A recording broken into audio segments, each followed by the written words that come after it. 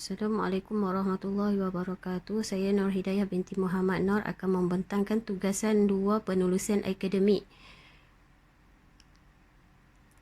Okey, senarai jurnal. Yang pertama, cabaran guru pendidikan Islam dalam pembentukan akhlak pelajar. Jurnal yang kedua, pembentukan akhlak pelajar menerusi aplikasi teknik-teknik penerapan nilai dan pengajaran. Jurnal yang ketiga, kecerdasan emosi menurut Al-Quran dan As-Sunnah, aplikasi dalam membentuk akhlak remaja.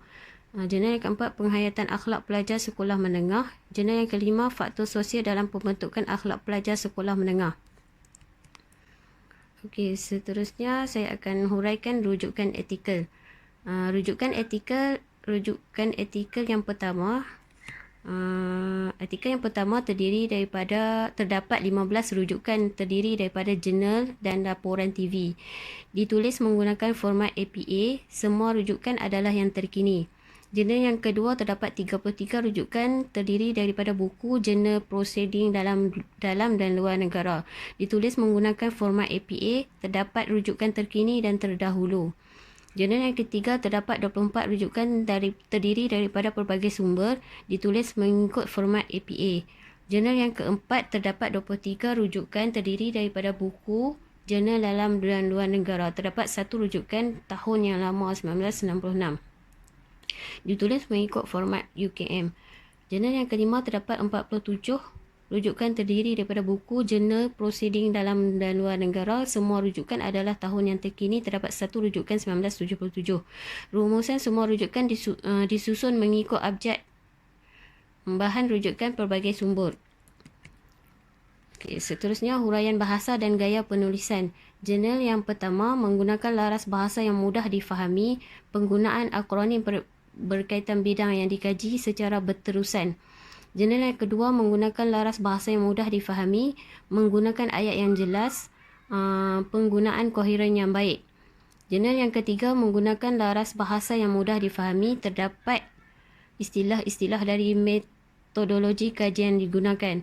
Data dihuraikan dengan menggunakan jadual bagi pembaca mudah faham. Jurnal yang keempat menggunakan laras bahasa yang mudah difahami, penulisan jelas dan padat, artikel ditulis dengan perenggan yang teratur. Jurnal yang kelima menggunakan laras bahasa yang mudah difahami, menggunakan gaya konseptual artikel. Artikel ditulis dengan perenggan yang teratur dan jelas.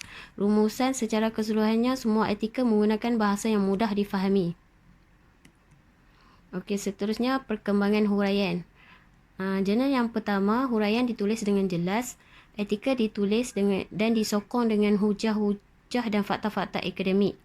Jurnal yang kedua, huraian ditulis dengan jelas dan disokong oleh kajian yang lepas.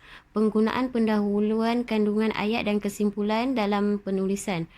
Huraian ayat dikembangkan dengan kajian yang lepas. Jurnal yang ketiga, artikel ditulis dan disokong dengan hujah-hujah dan fakta-fakta akademik. Ayat yang digunakan sangat jelas dan mudah difahami. Artikel yang keempat, artikel ditulis dan disokong dengan hujah-hujah dan fakta-fakta akademik. Jurnal yang kelima, artikel ditulis dan disokong dengan hujah-hujah dan fakta-fakta akademik. Setiap ayat dihuraikan dengan jelas dan mudah difahami. Terdapat huraian yang terlalu panjang tetapi boleh difahami. Rumusan setiap artikel mempunyai huraian yang jelas dan mudah difahami. Okey, rumusan. Kesemua artikel ditulis dengan bahasa Melayu yang mudah difahami. Hujah diberikan disokong oleh kajian-kajian lepas. Rujukan ditulis dengan format APA dan gaya UKM. Keseluruhan semua artikel ditulis dengan jelas dan baik. Sekian, terima kasih.